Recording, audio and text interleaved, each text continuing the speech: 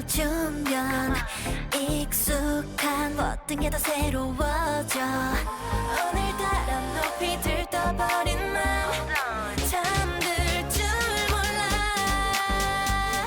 끊지 마라 5분만. 괜히 내 맘 설레. 아까 한 말 더 해도 재밌잖아. 이 밤을 세웠던 괜찮아. 너를 들려줄래. 아주 작은 것도 다 알고 싶어. 왜 꼭 이제왔던 괜찮아.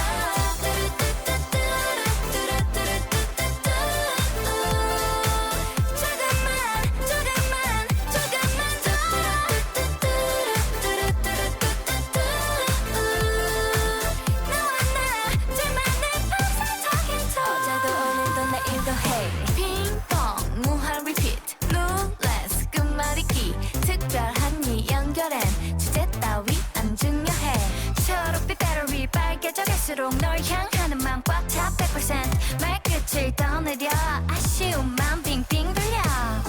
자꾸만 같은 말인 거 다 알아. 오늘도 잘 시간을 훌쩍 넘겨.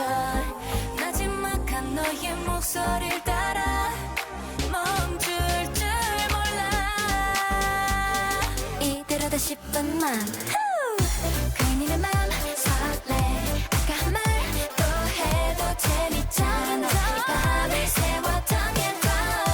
너를 들려줄래. 아주 작은 것도 다 알고 싶어. 왜 꼭 이제웠던 괜찮아.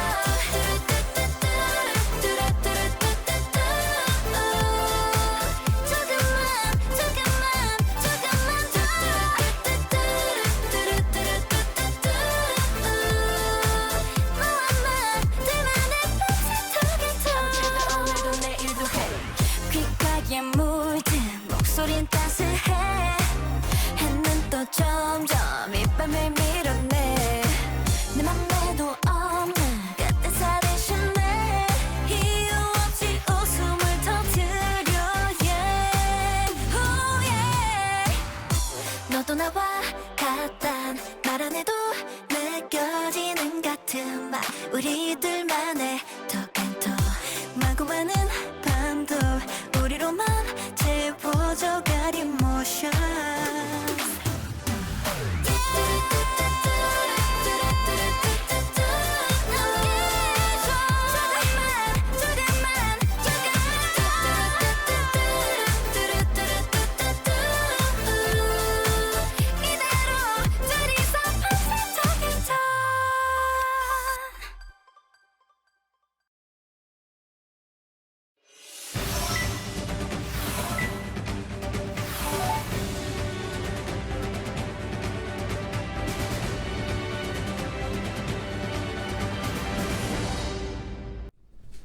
여러분의 저녁을 책임지겠습니다. 소통하는 재미 뉴스프리 데스크 아나운서 김민호입니다. 안녕하세요. 성지영 기자입니다. 조금 전에 들어온 소식 하나 전해드리겠습니다. 검찰이 대장동 개발 로비 특혜 의혹의 핵심 인물로 꼽히고 있는 화천대유의 대주주죠. 김만배 씨에 대한 사전 구속영장을 청구했습니다. 김 씨가 이제 14시간 넘는 검찰 조사를 받고 어제 자정 넘어서 귀가를 오늘 자정이죠. 오늘 자정을 넘어서 귀가를 했거든요. 네네. 검찰이 김만배 씨가 유동규 전 성남도시개발공사 기획본부장으로부터 이제 사업 과정에서 특혜를 받는 조건으로 거액을 주기로 약속을 하고 실제로도 수억 원을 건넸다 이렇게 네. 보고 있거든요. 이 구속될지 여부는 모레죠. 14일에 결정될 예정이라고 하니까요. 본방에서 더 자세한 소식 전해드리겠습니다. 오늘 신청곡은요 토이씨님이 신청하신 프로미스나인의 토크앤토크였습니다. 네. 많은 분들 신청곡 남겨주셔서 감사하고 계속해서 신청곡 받고 있으니까 채팅방에도 남겨주시고 뭐 네. 댓글로도 다시 보기 VOD 댓글로도 남겨주시면 저희가 잘 골라서 남겨두겠습니다. 네. 벨라님 출장 가시나 봐요. 5분 후에 비행기 탑승하신다고 이제 비행기 탑승하시겠네요. 네, 잘 다녀오세요. 힘없어 보인대요. 빌로바 TV님이. 아우 아닙니다. 주식이 오해하십니다. 빠져서 그런가요? 오해. 주식. 아니 삼성전자 주식하면 사실은 이희준 아나운서가 소환되는데 저 몇 층에서 들어갔는지 들었었거든요. 네네. 저는 더 샀어요 사실. 아 진짜요? 위기가 기회다. 좀 더 들어가셨군요. 그럼요. 예. 네. 저의 평균 매수 단가를 낮추기 위해 가지고 좀 더 넣었습니다. 네. 한이님이 토크앤토크가 신청곡 제목이라서 오늘 뭐 댓글 안 읽어준다고 하시는데 이 댓글을 제가 읽어버렸네요. 네. 하느님이 저 연기 칭찬해 주신 거 제가 봤어요. 쇼츠 댓글로. 네. 그래서 약간 힘을 얻었어요. 어, 참고로 쇼츠 영상 제작의 뭐랄까 프로듀서는 두목님이었습니다. 그 이제 뭐 대체 공휴일이나 이럴 때 항상 올라가는 건가요? 어머 쇼츠가? 항상은요. 그냥 일이 있을 때. 일이 있을 때. 일이 있을 아, 때. 예, 예. 네. 아, 해보는 거죠. 뭐 아, 여러분들이 좋아하시니까. 반응이 괜찮더라고요. 그러니까요. 예. 네. 그래서 연기 칭찬도 듣고 이러니까 뭔가 힘을 뿜뿜 얻었어요. 네. 이사나님이 날씨 추워졌다고 건강 관리 잘하세요. 감사합니다. 네. 제 명찰 또 반짝거리네요. 죄송합니다. 우명님, 네 노엘 관련해서도 장영준 씨 관련해서도 저희 리포트 준비하고 있습니다. 네. 아이엠선님이 쇼츠는 사랑입니다 하셨어요. 인기 많아요 쇼츠가. 요즘 또 대세잖아요 쇼츠가. 그러니까요. 네. 두목님이 이렇게 해야 된다면서 열심히 제작에 예. 저희는 그 제작에 따라 그 영상의 맞아요.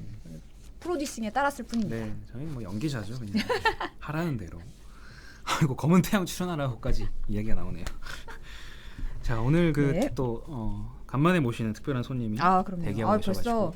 실버 프린스 5981 실버 프린스님이 누가 나오시는지 딱 네. 적어주셨어요. 저는 이분 나오면 이제 또 물어볼 게 있잖아요. 그러니까요. 지난 방송에 또 하나 약속하고 가신 게 있는데 그 얘기부터 한번 시작해 보겠습니다. 정치수다 시작합니다. 네.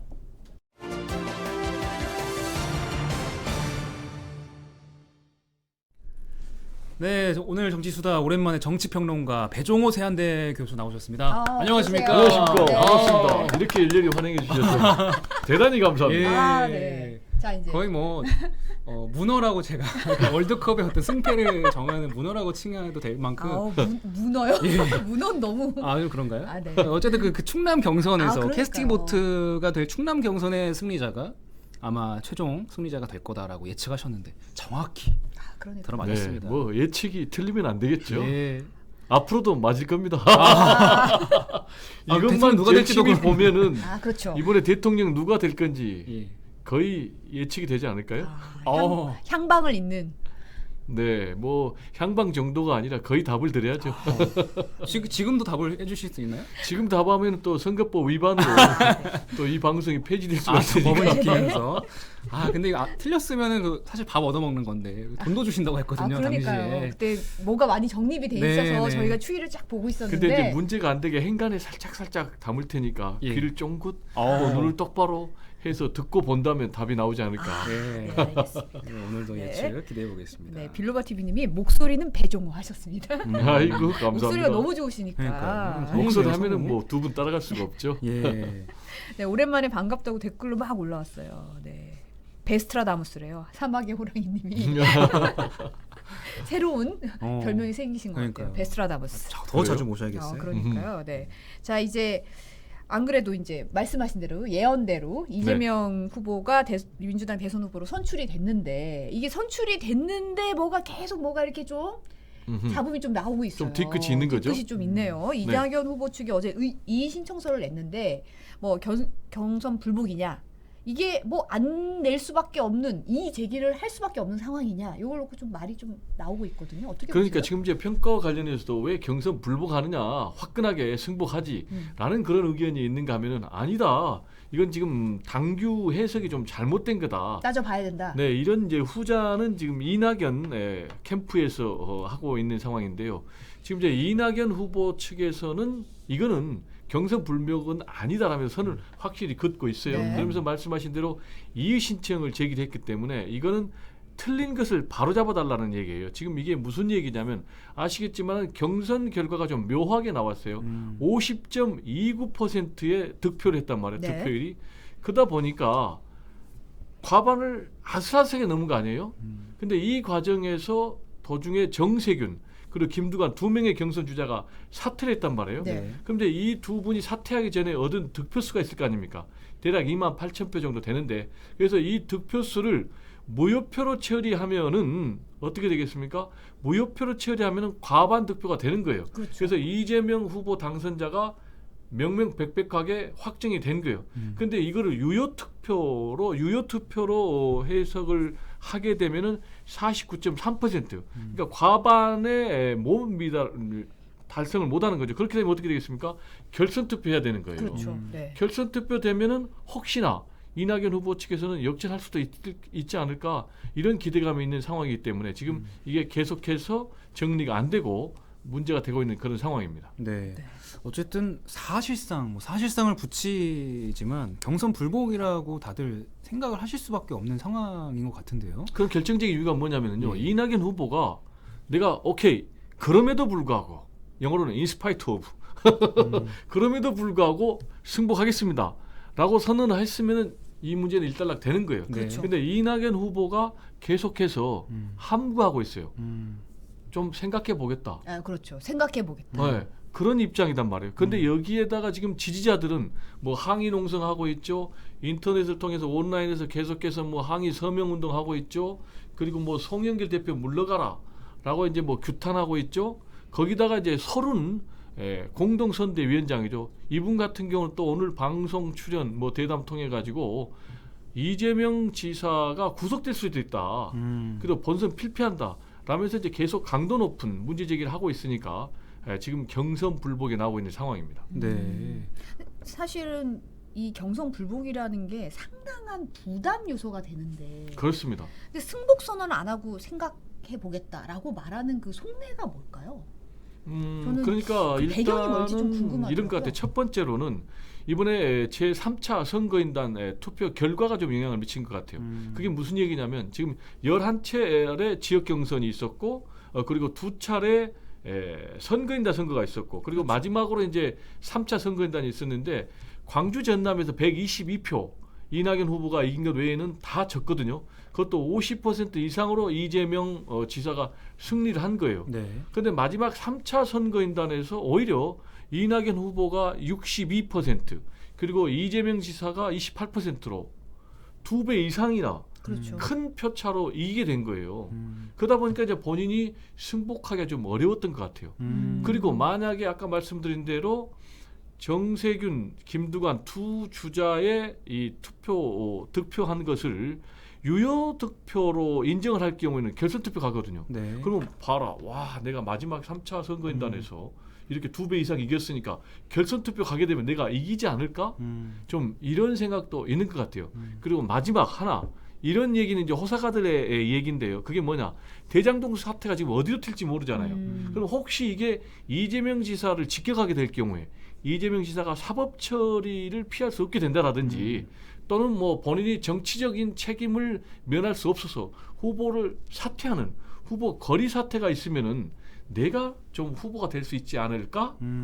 라는 그런 기대 심리도 없진 않다라는 게 여러 사람들의 분석이고 저도 그런 가능성을 배제하지 않고 있거든요.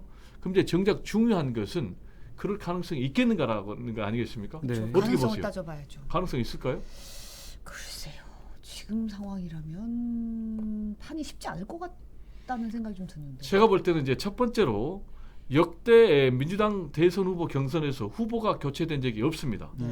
그러나 지금 이제 대장동 사태라는 이제 특수한 상황이 벌어지니까 그럴 경우는 제가 볼 때 굉장히 확률은 희박하지만 만에 하나 이재명 지사가 도중에 낙마한다.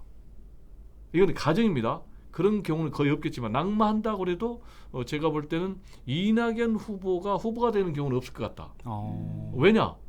왜냐면은 결국 이제 본선에서 승리할 후보를 민주당에서 내야 될 것 아니겠습니까? 그렇죠. 네. 근데 지금 경선 불복하는 듯한 이런 움직임을 보이고 있다면 이재명 지사 지지자들이 이낙연 후보를 지지하겠습니까? 절대로 지지를 안 하는 거죠. 따라서 만약에 그런 속내가 마음에 있다면 그럴 경우는 없겠지만 그렇다면 이재명 지사를 지금 향하는 이낙연 전 대표의 가장 현명한 선택은 뭐냐? 깨끗하게 승복하는 겁니다. 깨끗하게 승복해서 멋있는 모습 보여준다면은 만약에 그럴 경우가 없겠지만 최악의 경우에도 이낙연 후보가 대타 후보가 될 가능성은 있겠지만은 만약에 지금처럼 경선 불복 논란이 계속 이어진다면은 그런 일이 있다 할지라도 이낙연 후보에게 기회는 돌아가지 않을 것이다. 이렇게 저는 이제 생각을 좀 합니다. 네. 지금 판이 가정을 얘기하기에 너무 가정이 너무 변수가 너무 많아서 그러니까요. 이럴 경우 얘기하는 게 이제 지지자분들은 좀 심기가 불편하실 수도 있어요. 근데 이제 그렇죠. 이 지금 너무 변수가 많으니까 저희가 이제 예를 들어서 설명을 하는 거죠. 사실. 그렇죠. 이런 상황에서요. 역대 좀 사례를 제가 두 가지 그렇죠. 네. 국내 사례 또는 해외 사례 두 군데를 좀 얘기를 하고 싶은데요. 2007년도에 이명박 박근혜 두 대통령 후보가 아주 치열하게 붙었어요. 그렇죠. 나중에 정말 둘 다 불행한 일의 단초가 거기서 벌어졌는데 그때 어떤 일이 벌어졌냐면은 당원 선거인단 투표에서는 박근혜 후보가 이겼어요. 네. 근데 여론조사에서는 졌어요. 그렇죠. 그래가지고 여론조사를 이제 투표수로 환산해가지고 총 투표에서 근소한 표차로 박근혜 후보가 졌거든요. 네. 그럼 상당히 좀 억울할 거 아니에요. 네. 당원 선거인단에서는 자기가 이겼는데 여론조사 환산해가지고 졌다. 그것도 근소한 표로. 그럼에도 불구하고 박근혜 후보가 깨끗하게 승복선언을 했어요. 그리고 본인이 그 다음에 대통령이 됐죠. 그런데 미국으로 가보면은 엘고 대통령 후보 민주당 이 사례가 있어요. 당시에 무슨 일이 있었냐면은 엘고 대통령 후보하고 조지 부시 대통령 후보가 그렇죠. 붙었지 않습니까? 다 아시잖아요. 네. 그때 전체 미국 국민 선거에서는 한 53만 표를 이겼어요. 근데 선거인단 선거에서 졌거든요. 그렇죠. 근데 플로리다 선거인단이 29명인데 여기를 엘고가 이기면 대통령이 되는 거예요. 근데 굉장히 근소한 표 차로 졌단 말이에요. 몇백 표 차이로. 그러니까 여기에 대해서 재검표 요구를 한 거예요. 그래서 재검표를 들어갔어요. 그렇죠. 근데 재검표를 해보니까 문제가 있는 표들이 좀 나온 거예요. 그래서 계속 재검표를 하면은 엘고가 이길 수도 있었어요. 근데 미국의 연방 대법원에서 재검표 진행 중단을 내린 거예요. 그러면 어떻게 되겠습니까? 상당히 억울하잖아요. 그렇죠. 네. 근데 엘고가 이 상황에서 어떤 결론을 내느냐 두 가지. 첫째, 미 연방 대법원의 그런 결정에는 내가 절대 동의할 수 없다. 그러나 미국의 통합 그리고 미국의 민주주의를 위해서 내가 승복하겠다. 라면서 조지 부시 대통령 당선 축하한다. 이렇게 선언을 했단 말이에요. 그렇죠. 그 플로리다 대선 과정이 한 달 정도 끌다가 결국은 갈등을 통합하겠다 이러면서 그냥 승복을 하잖아요. 그렇습니다. 그런데 나중에 또 미국의 대통령 문재인 대통령 트럼프는 바이든에게 졌잖아요. 네. 그렇죠. 근데 지금까지 승복선언 안 하고 있어요. 맞아요. 네. 네. 근데 지금 미국이 어떻게 되고 삐져서 있습니까? 나갔죠. 계속해서 지금 두 개의 진영으로 나눠가지고 분열과 갈등이 계속되고 있는 이런 상황인데 아까 제가 말씀드린 대로 가장 현명한 선택은 지금 이제 번복은 좀 어려워요. 왜냐? 지금 만약에 당 지도부가 이미 두 차례나 이건 아니다. 아니, 이건 그리고 무효표- 설레도 이때까지 무효표 처리하는 게 과거 설레도 있었잖아요. 네, 그런 선례도 있었고 당규 해석의 문제라고 하지만은 이거는 뭐 전혀 해석의 여지가 없다라면서 두 차례나 당 지도부가 결론 내렸거든요. 네네. 그리고 선관위도 이거는 문제 없다라고 결론을 내렸어요. 그러니까 내일 최고위원회에서 다시 한번 결론 내린다고 그래요. 왜냐하면 네. 이의 신청이 들어왔기 때문에 예, 예. 네. 이걸 뭐 절차적으로 밟지 않으면 안 되니까. 근데 내일도 제가 볼 때는 똑같은 결론, 문제 없다라는 결론을 내릴 것 같고 또 만에 하나 번복을 한다면 어떻게 되겠습니까? 민주당은 대혼란이 오는 거죠. 예, 예. 그래서 번복할 가능성은 제로다. 그럼 이 상황에서 그러면 이제 그런 결론 내려졌는데 과연 이낙연 후보가 이때는 승복선을 할까? 이게 굉장히 중요한 부분 아니에요. 어떻게 예측하십니까? 어려운 문제인데요. 어려워. 예. 반반으로 봐야지 빠져나가겠죠. 근데 승복선언 이때도 안 할 가능성이 있어요. 근데 그렇게 되면은 굉장히 민주당은 이제 어려운 상황으로 네. 들어가는 거죠. 왜냐? 원팀으로 가기가. 이번 대선이 진영 대결 아닙니까? 진보 대 보수, 민주당 대 국민의힘. 그렇게 되면 결국은 51대 49. 기껏해야 3%포인트 승부가 나거든요. 그럼 이제 원팀으로 가야만이 네. 이길까 말까 하는데 이낙연 후보 측에서 계속해서 승복선 안 한다면 상당히 좀 대선 전망에 먹구름이 끼는 거죠. 민주당 지도부도 고심이 굉장히 깊을 것 같은데 네. 청와대도 지금 경선 끝나고 이제 반응을 내놨어요. 뭐라고 이제 반응을 내놨죠? 청와대 반응이 상당히 좀 재밌는 대목이 있어요. 첫 번째 대목은 당연히 이재명 지사 후보 당선 축하한다. 그리고 또 낙선하신 분들에게는 깊은 위로의 말씀을 드린다. 그리고 모두 합력해서 대선에 승리해달라. 여기까지 이제 모범 답안이에요. 네. 근데 플러스 알파가 하나가 있어요. 그게 무슨 얘기냐면 문재인 대통령이 밝힌 내용인데 경선 과정이 원만하게 진행된 것을 기쁘게 생각한다. 지금 논란이 벌어지고 있는데 즉각적으로 이런 반응을 내놨어요. 그러면 상당히 이낙연 후보 측에서는 내심 서운하겠죠. 근데 왜 이런 반응을 내놨을까요? 문재인 대통령 이런 논란이 있는데도 불구하고. 그 논란을 의식을 했음에도 그걸 내놓은 거겠죠. 알고 있음에도 그러니까요. 불구하고. 근데 예. 한마디로 얘기하면 논란 좀 없애라라는 얘기 아니겠습니까? 그냥 잘 마무리하고 가자. 그냥 가라는 얘기 이제 아니겠습니까? 가자. 네. 어. 왜냐 지금 대장동 사태니 복잡하잖아요. 그리고 지금 임기 지금 완전히 막바지에 와 있잖아요. 네. 이런 상황에서 이 경선 불복까지 이루어져 가지고 내분 또는 갈등으로 이어진다면은 본인의 지금 안정적인 국정 운영 동력에도 문제가 있고 대선 승리에도 문제가 있기 때문에 일종의 시그널을 보낸 것이 아닌가 이렇게 좀 생각이 되는데 네. 그건 배종호의 생각입니다.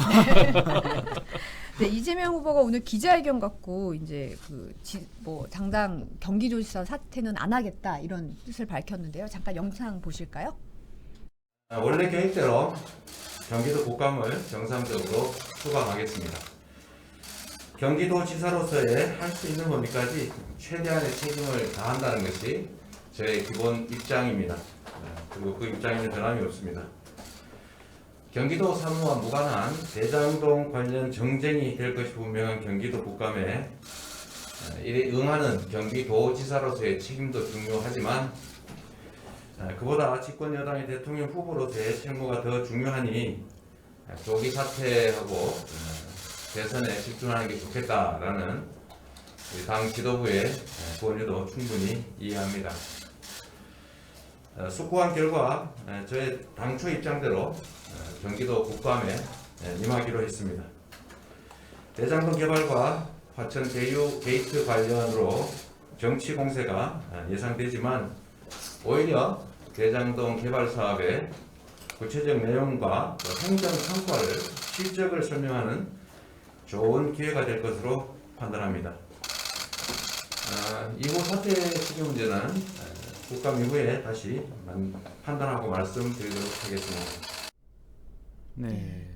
이 경기도지사 사퇴를 놓고 이런저런 얘기가 나오니까 바로 나는 사퇴 안 하고 국감 받겠다 이렇게 딱 나가네요. 이게 정면 돌파인가요? 뭐 어떻게 보세요? 그렇습니다. 지금 이제 이재명 지사는 원래 특유의 승부사 기질, 정면 돌파 아니겠습니까? 이 전투 본능으로 충만한 그런 인물이다라는 평가를 받고 있는데 지금 이재명 지사 입장에서는 이 대장동 사태는 정면 돌파 외에는 답이 없다 이렇게 생각을 한 것 같아요.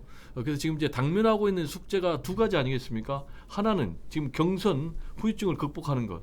또 하나는 대장동 사태를 극복하는 거 이 두 가지인데 경선 후유증 극복은 이제 본인보다는 송영길 대표를 비롯한 당 지도부가 좀 처리해달라 이렇게 맡기고 있는 것 같고 네. 본인 이제 이 대장동 사태를 극복하는 부분에 있어서 최선을 다하는 그런 것 같아요. 그래서 이제 오늘 온라인으로 기자회견을 했어요. 네. 근데 이제 기자회견의 핵심 내용을 보면 하나는 본인이 지사직을 당분간 유지하겠다. 즉 그 얘기는 뭐냐면 18일하고 20일 날 지금 국감이 잡혀 있거든요. 그렇죠. 하나는 18일에 행정안전위원회 그리고 또 하나는 국토교통위원회 네. 이건 20일.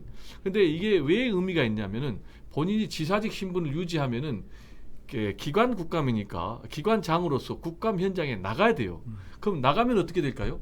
국민의힘은 맹공격을 하겠죠. 그렇죠. 네. 대장동은 이재명 게이트다. 이재명이가 뭐 주범이다. 그러면서 뭐 온갖 공격 여기다가 플러스 뭐 형수 욕설 문제도 얘기를 할 것이고 뭐 김부선 스캔들도 얘기할 것이고 온갖 문제 제기를 할 거예요. 그러면 난장판이 되고 본인은 만신창이가 될 것 아닙니까? 네. 그럼에도 불구하고 그래서 지금 송영길 대표 같은 경우는 제발 그 전에 좀 사퇴를 하고 예. 대선 후보로서 좀 집중을 해달라. 이른바 좀 국면 전환을 해서 계속 나가자라는 건데 저도 그렇게 할 줄 알았어요. 근데 지금 오늘 정반대 결과를 내놨거든요. 네. 즉 그 얘기는 뭐냐? 그럼에도 불구하고 내가 가가지고 정면 돌파, 오히려 국민을 향해서 이게 어떤 게 진실인지를 얘기하겠다라는 이제 그런 입장을 선택한 것 같고요. 그리고 또 오늘 기자회견하면서 또 여러 가지를 밝혔어요. 그 첫 번째로는 이번에 대장동 사태에 대해서 사과를 다시 한번 했어요. 역시 이 일탈된 일부 직원들 5천 명이나 되는데 여기에 대해서는 인사권자로서 또 관리권자로서 사과를 합니다. 도의적인 책임을 피할 수 없습니다라는 이제 입장을 밝혔고요. 그리고 개발 이익을 앞으로 대통령이 된다면 전액 국민 환수제를 하는 걸 추진하겠다. 그리고 뇌물 관련해서 또 여러 가지 청렴 의무를 지금 위반하는 의혹들이 나오고 있지 않습니까? 구속영장이 청구가 되고 그래서 여기에 대해서 화천대유 등에 대해서 이 배당금 지급을 동결하겠다. 네. 그것도 환수 조치까지 하겠다라는 입장을 밝혔고요. 그리고 그러면서 본인이 이제 분양가 통제를 왜 못했냐라는 문제제기가 있지 않습니까? 네. 그리고 개발이익 추가 환수를 왜 못했냐라는 그런 문제제기 관련해서는 당시에 이거는 2018년이었고 나는 이미 성남시장에 사퇴를 했기 때문에 여기에 대해서는 권한이 없었다라는 해명을 내놨습니다. 네. 요즘 또다시 좀 거론이 많이 되고 있는 인물이 한 명 있는데 유시민 노무현재단 이사장인데 그렇죠. 내일 모레 이제 이사장을 퇴임을 하거든요. 민주당 쪽에 원팀 해결사가 될 거다 이런 지금 얘기가 많이 나오고 있는데 이건 또 어떻게 보십니까? 유시민 하면 생각나는 게 뭐죠? 유시민 하면 뭐 유시민이 생각나는 거죠. 유시민 하면요 사실은요 친노 친문 진영의 상징이니까 그렇죠. 가장 강력한 대권 주자 중에 한 명이었어요. 사실은 가장 강력한 대권 주자는 조국이었거든요. 근데 윤석열 저격으로 사실 침몰해가지고 대권 도전을 못했고 그리고 김경수 전 지사 같은 경우도 강력한 대권 주자였어요. 그런데 지금 뭐 사법처벌 때문에 결국은 대권 주자 못했고 그래서 남은 유시민 카드가 있었는데 계속해서 친노 친문 진영에서 대권 나가라라고 했지만 본인은 나는 이제 안 하겠다. 나는 나의 삶을 살겠다라면서 고사를 했는데 이런 지금 유시민이 계속 거론되는 이유는 지금 이제 원팀 해결사 말씀하신 대로 유시민 이사장이 연임할 수 있는데도 불구하고 노무현재단 이사장 지금 이제 그만두겠다라고 얘기를 했거든요. 네. 그러면 그러면 결국은 지금 분열 양상을 보이고 있는 경선 후유증으로 이런 민주당의 원팀 해결사로 나선 건 아니냐라는 그런 전망인데 제가 볼 때도 그럴 가능성이 상당히 높아 보여요. 다만 지금 이낙연 전 대표하고 지금 갈등 양상이 완전히 정리가 안 됐기 때문에 좀 타이밍을 좀 고려할 것 같아요. 네. 그리고 여기에 또 지금 나설 수 있는 사람이 이호철 전 청와대 민정수석 네. 노무현 대통령 시절에 여기 이제 부산의 친노 친문 좌장격으로 되고 있거든요. 네. 여기에다가 뭐 한명수 전 총리도 얘기되고 있고 그리고 이해찬 전 대표 같은 경우 이런 분들이 결국 때에 따라서 총 원팀 해결사로 등장해서 문제 해결에 적극적으로 나서지 않겠느냐. 네. 저는 개인적으로 그렇게 전망하는데요. 이것도 배정호의 생각입니다. 자 이번에는 국민의힘으로 잠깐 가볼 텐데요. 이제 본경선 레이스가 본격적으로 시작을 했잖아요. 호남 네. 경선부터 시작을 했는데 네. 어떻게 보세요? 이 레이스 어떻게 진행될 거예요? 지금 이제 호남 레이스부터 시작한 이유는 지금 호남하면은 민주당의 본거지 아니겠습니까? 그렇죠. 여기서부터 한번 정권 교체의 바람을 좀 이렇게 보겠다라는 이제 그런 국민의힘의 선거 전략인데 과연 의도대로 될지는 좀 두고 봐야 되겠고요. 다만 이번에 첫 TV 토론이 좀 재밌는 양상이 1위 윤석열 주자 때리기 좀 그런 양상이었어요.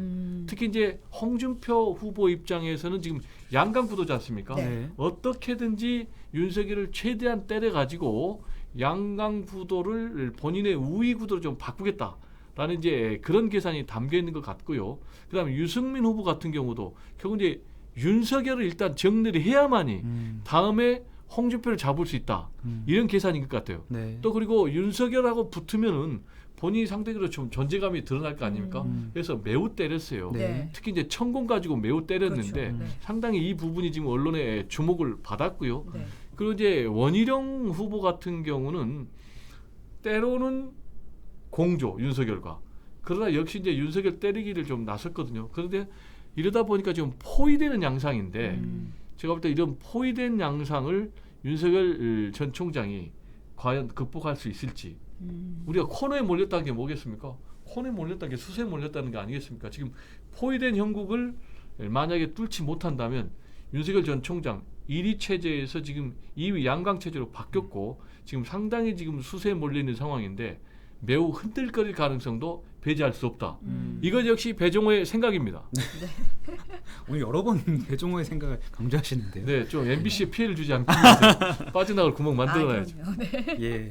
그럼 그 국민의힘 본선 그 경선 본경선의 핵심도 계속 토론이 될 거라고 지금 예상을 하는 건가요? 아, 그렇죠. TV 토론이 재밌는 얘기가 있어요. TV 토론으로 누구를 당선시킬 수는 없지만 떨어뜨릴 수는 있대요. 아 그러네요. 네. 네. 이번에 10차례가 있잖아요. 그렇습니다. 굉장히 역시 타고난 앵커인데 모든 걸 아는 앵커 10차례. 아. 근데 10차례 중에서요. 이례적인 TV 토론입니다. 마스 토론 1대1로 저하고 만약에 제가 후보고 또 우리 성정 앵커가 후보다 1대1로 뭐 1시간 넘게 하면 미천 다 드러나겠죠. 그렇죠. 네? 오. 미천 드러나는데 아무래도 지금 일반적인 생각 또 평가 배종호도의 생각도 윤석열 전 총장 아무래도 좀 미천이 부족하지 않을까 이런 염려들이 있잖아요. 실제로 최재형 전 감사원장 같은 경우 TV 토론에서 진짜 미천이 없는 게 드러났거든요. 근데 1대1 토론을 하면은 상당한 좀 변수가 될 것 같아요. 특히 윤석열 전 총장 같은 경우는 지금 1일 1설화 구설의 문제가 있었잖아요. 네. 그 지난번 TV 토론에서 어떤 문제가 있었지 않습니까? 대표적으로 주택 청약 한 적이 있습니까? 그러니까 뭐라고 했습니까? 집이 없어서 못했는데요. 집이 없으면 해야 되잖아요. 그렇죠. 집이 없는 사람이 하는 게 주택 청약이죠. 그렇죠. 이런 이제 황당한 얘기를 좀 하고 있고 네. 또 여기다가 지금 뭐 천공 스승 논란까지 나오고 있으니까 TV 토론에서 제가 볼 때는 상당히 위기의 순간들이 좀 드러날 수가 있다. 그래서 TV 토론을 윤석열 전 총장은 매우 잘할 필요가 있다. 그래서 만약에 윤석열 전 총장이 TV 토론을 선방하면은 대통령 후보로 당선될 가능성도 있습니다. 이것 또한 배종호의 생각입니다. 근데 못한다면은 제가 볼 때 상당히 좀 위험하죠. 이것도 배종호의 생각인데 여기 또 하나의 더 변수가 있어요. 뭘까요? 누가 붙느냐? 아니면 누가 붙느냐? 아니 지금 4명이 붙어요. 네네. 아니 근데 리스크? 가족 리스크? 아 가족 리스크 역시 예리하네요. 가족 리스크가 있어요. 하나는 이제 장모 리스크인데 현실화 돼버렸잖아요. 장모가 구속이 됐고 지금 아내 리스크가 있어요. 아내 김건희. 근데 현실화될 가능성이 상당히 높습니다. 대표적으로 이제 도이치모터스 주가 조작 관련 혐의를 지금 받고 있고 수사 중인데 지금 관련자 3명이 구속영장 청구가 됐고 네. 2명은 이미 구속이 됐어요. 1명은 지금 도피 중인데 지금 아내 김건희 씨 같은 경우에 뭐 10억 그리고 또 도이치모터스 주식을 맡겼다. 그래서 주가 조작에 좀 연루된 거 아니냐라는 그런 혐의를 받고 있는데 만약에 기소가 된다. 그럼 무슨 문제가 벌어지냐면요. 지금 윤석열 전 총장 같은 경우에 공정과 정의의 화신이다라고 계속해서 주장을 하고 있지 않습니까? 그러면서 본인이 검찰총장 시절에 조국 일가에 대해서도 대대적으로 수사에 들어간 게 결국은 사모펀드 문제였거든요. 그렇죠. 네. 근데 본인의 아내가 여기에 연루돼서 기소까지 된다면은 본인이 임기재 총장 도중에 중도 하차하고 공정과 정의를 외치면서 대선 출마했던 이 정당성이 상당히 금이 가지 않겠습니까? 그래서 상당한 변수가 될 가능성이 높다. 그리고 하나의 변수가 더 있어요. 그게 뭘까요? 혹시 우리 시청자들이 맞힐 수도 있는데 한번 물어볼까요? 아 퀴즈입니까? 네. 네. 예. 무슨 변수가 있을까요, 어. 여러분? 네, 화요일 정치에서는 댓글을 읽기가 상당히 힘듭니다. 아 그렇군요. 그럼 네. 이제 우리가 하죠. 네. 역시 당심의 선택이라는 변수가 있어요. 당시 그게 무슨 얘기냐? 국민의힘 당원들의 선택. 그렇습니다. 1차에서는 당원 비중이 책임 당원입니다. 20%. 2차 컷오프에서는 30%. 5차 이제 마지막 3차 본 경선에서는 50%입니다.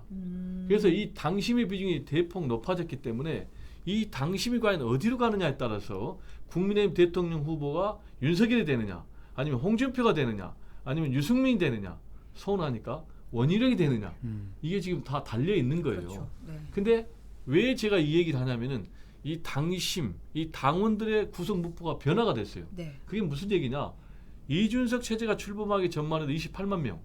근데 이준석 30대 당수가 출범하면서 26만 5천 명이나 늘어나 버렸거든요. 그렇죠. 네. 근데 이 26만 5천 명이 늘어나면서 20, 30, 40 젊은 층들이 대거 유입이 됐고요.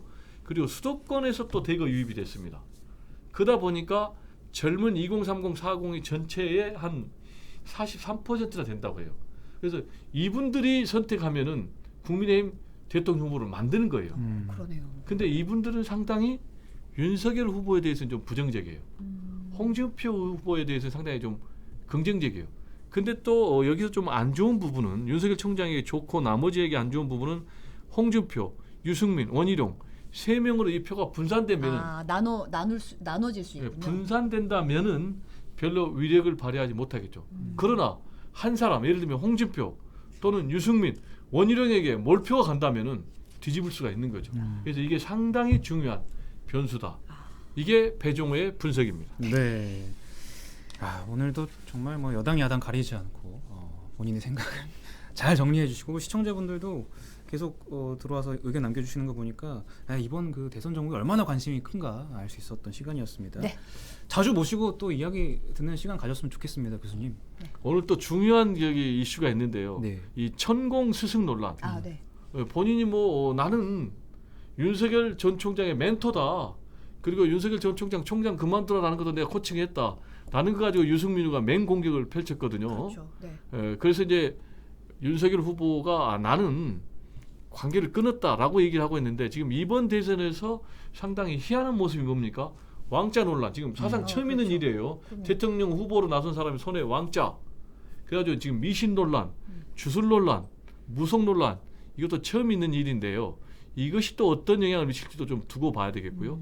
앞으로 이제 후보들 간의 합정 연행도 나머지 변수로 남아 있는데 이 부분은 앞으로 좀 더 지켜보고 다음 시간에 얘기를 할까요? 네. 그러시죠. 미리 예약을 하고 가시는 건가요? 네. 밑밥을 좀 깔아야죠.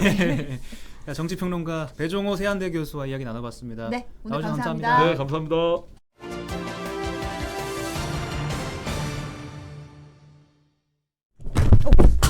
네. 네. 큐시트 산책 노재필 기자입니다. 어서 오십시오. 마우스가 떨어졌네요. 죄송합니다. 예.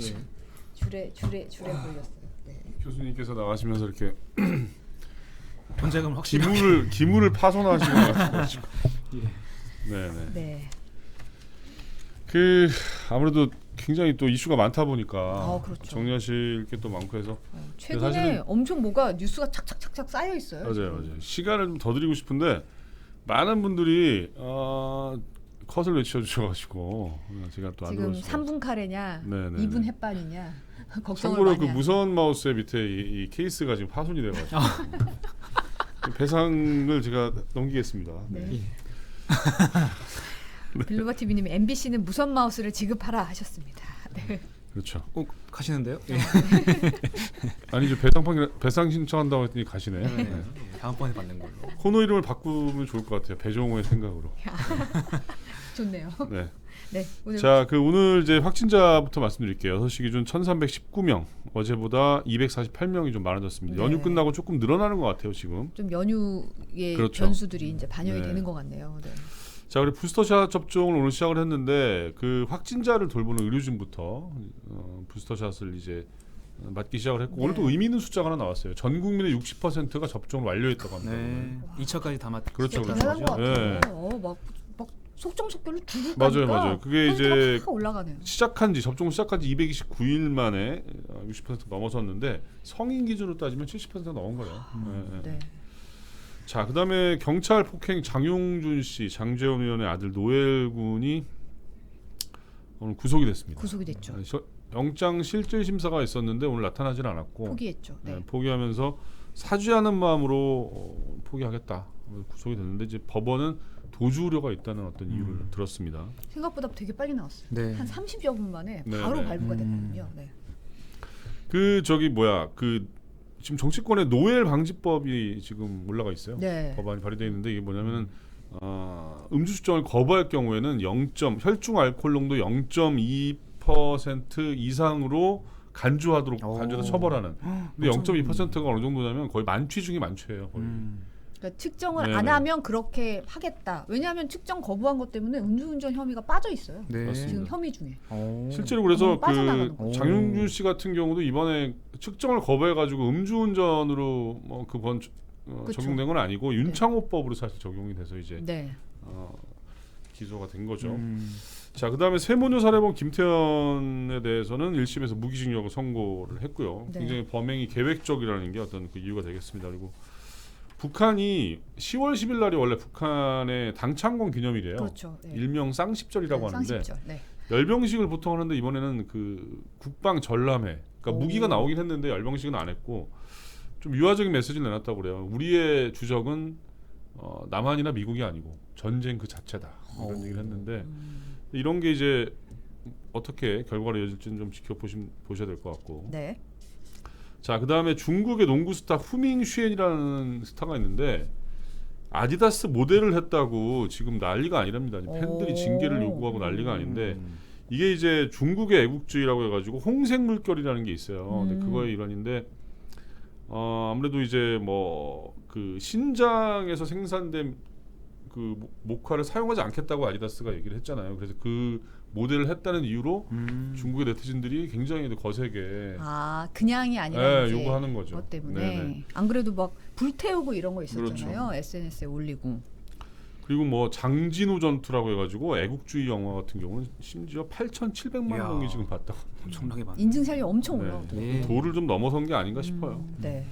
자, 오늘 여기까지 전해드리고 오늘 전 빨리 저 배종원 교수님을 찾으러 가서 손해배상 청구를 하도록 하겠습니다. 네, 다음번에 더 좋은 마우스로 네, 네, 찾아뵙겠습니다.